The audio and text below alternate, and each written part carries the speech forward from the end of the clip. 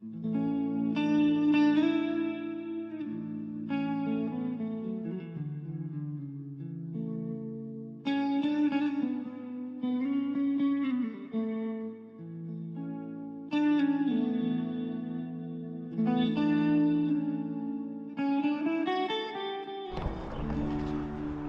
hello everyone, and welcome to the channel.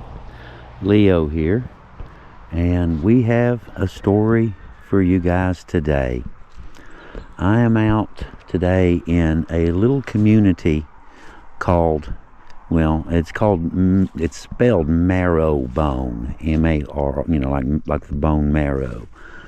But if you call it Marrowbone to anyone that lives within 75 miles from here, they'll know you're not from here, because we don't call it Marrowbone, we call it Marbone. It's a throwback to whenever, many generations ago, when old hillbilly slang changed it from Marrowbone to Marbone, and now the signs all say Marrowbone, but nobody calls it that. Anyway, like I said, I have a story for you guys today. I got a story and a half. And some of you have heard me mention before about certain stories that deserve to be told for various reasons. Some simply because they've never been told before. And this is one of those, as a matter of fact. And it has this story has some lessons, I guess you could say, that we can most certainly apply to our modern lives, to ourselves, you and I, family, friends, all this kind of stuff, and probably learn a little something, come out to the good, just by watching this little video today. But I guess we'll just get right into the story. It was on New Year's Day in January 1st, 1981, here in the hills of Mingo County, West Virginia. The holidays were just coming to an end. Thomas Lee Rose was only 10 years old.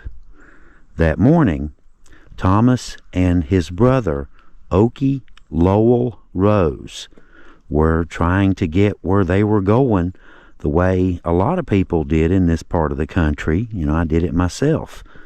They hitchhiked a ride.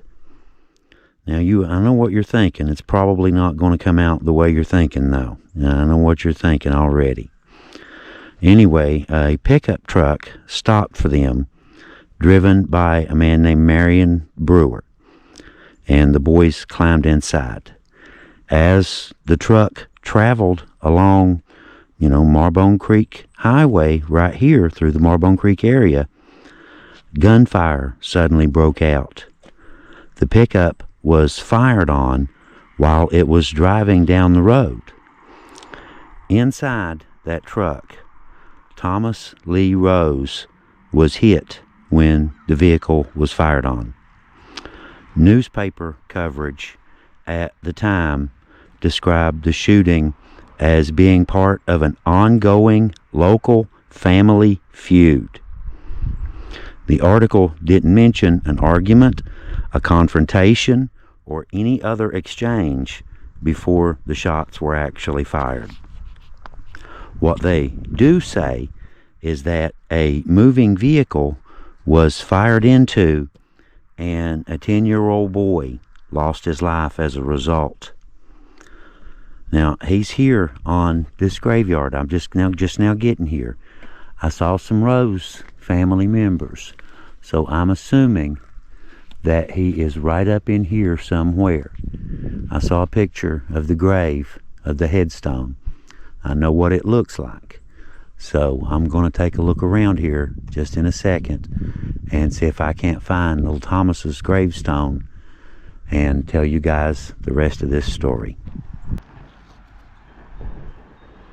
Check out the view from up here. It's a very pretty cemetery. It's got a pretty view. It's a very pretty place. Problem is, that shouldn't be here. I found him, and it didn't take too awful long. He was right in the middle of the Rose family. A whole bunch of family members all around him and behind him, all over the place. All those are roses, and the church even has Rose Valley sign on it, so I thought that was kind of interesting as well. So yeah, his family was fairly prominent apparently. But anyway, right here is the young man that we came to visit today. Right there.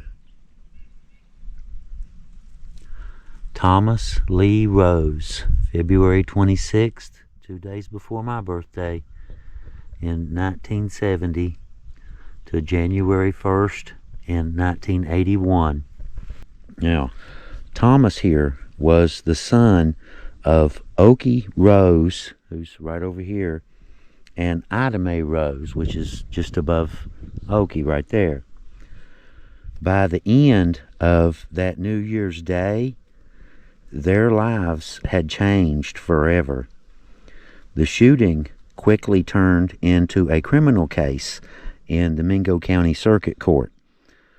Those charges were that Paul Brewer and his twin sons, Brent Brewer and Kent Brewer.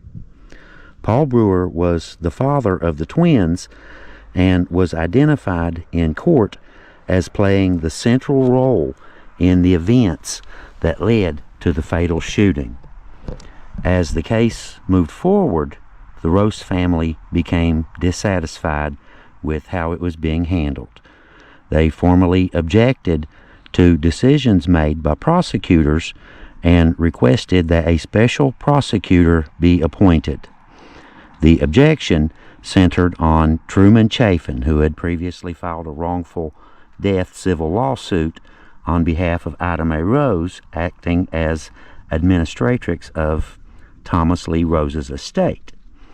The defense argued that Chafin's prior involvement in the civil case created a conflict of interest in the criminal case. A judge overruled the objection and allowed the special prosecutor arrangement to continue. That decision became part of the official court record, but the criminal case didn't go to a full trial. Instead, it ended with plea deals. Paul Brewer pleaded guilty to second-degree murder in connection with little Thomas Lee Rose here's death, and was sentenced to 5 to 18 years in prison. His twin sons got different outcomes, though. Brent Brewer, who was 19 years old, pleaded guilty to voluntary manslaughter and was sentenced to 1 to 5 years in prison. His twin brother, Kent Brewer, also pleaded guilty to involuntary manslaughter, but he was placed on probation for 5 years. The court denied probation for Brent while granting it to Kent, drawing a clear line between how their involvement in the incident was judged. Thomas Lee Rose was laid here to rest at the Rose Cemetery near Kermit in Mingo County. After the sentences were handed down and the court proceedings ended, the attention faded. The case became old news. Files were closed and newspaper headlines were changed.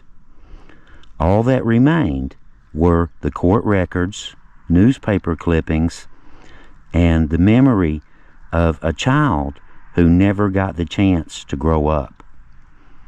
There is no roadside marker where the shots were fired, no sign along Marbone Creek to tell passers-by what happened there on that cold winter morning. A 10-year-old boy climbed into a pickup truck on New Year's Day and never made it back home. This story is being told today because, like I said earlier, Thomas Lee Rose deserves more than silence. He deserves more than a few lines of legal paperwork and an old newspaper article. He deserves to be remembered as what he truly was, a small child whose life was taken because the adults around him chose violence, blindly opening fire on a vehicle they thought contained someone that they hated. Telling this story doesn't change the past, but it does give his name a place again. It puts Thomas Lee Rose back at the center of what happened. Like I said, I told you guys, there's a lot of lessons. There's a lot of lessons to be learned in this story. This is an important story, not for just the reason that Thomas Lee's story deserves to be told. There's also, like I said, there's also several good, really important lessons in here that could be applied to our lives, you know, about jumping to conclusions, blind hate, what it can do. Just, there's all sorts of reasons to give this story a whole lot of thought. And it destroyed the Rose family, no doubt. Okie and Ida Mae right there. Their lives didn't end that day in January 1st on 1981, but their lives did end that day in a way. Now they're all here together with the rest of the Rose family. At least that's one silver lining anyway. He's reunited with family forever. Like I said, guys, thank you all for coming along and hearing our story. We very much appreciate all of you, all of our supporters, Patreon, all of our viewers. We couldn't do this stuff without you guys. We couldn't bring you out here and show you these beautiful places out here in southern West Virginia and eastern Kentucky and wherever else we may wind up, wherever the wind blows. Y'all have a really good day, and until then, this is Leo with the Hillbilly Files. Leo out.